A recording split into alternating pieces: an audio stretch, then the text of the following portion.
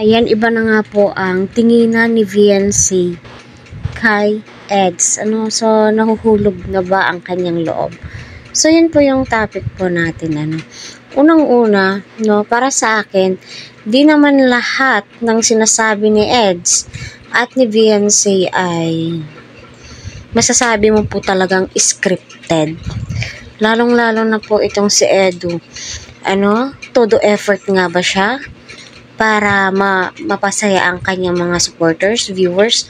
Para sa akin, kahit kaunting effort po ni Edu, kaunting palitan ng conversation, kita naman po natin, iba yung kilig ni VNC, iba po yung kilig niya.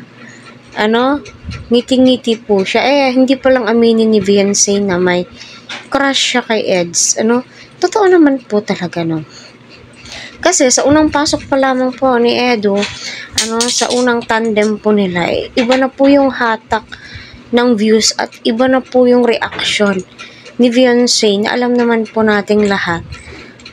Alam niyo po kung ano yung magaganap doon. Alam naman po natin, tayong mga babae po talaga.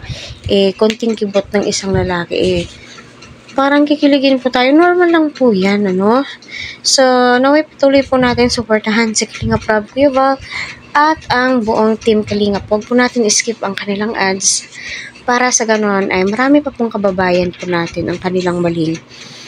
So, sa videong ito, marami nga po ang nasisiyahan dahil nga medyo matagal nga po nilang inaabangan itong si Eds at saka si VNC, at pinaghandaan po talaga nila ang birthday ni Carla. Ay, nako, napakaganda ni VNC, napakahinhin niya.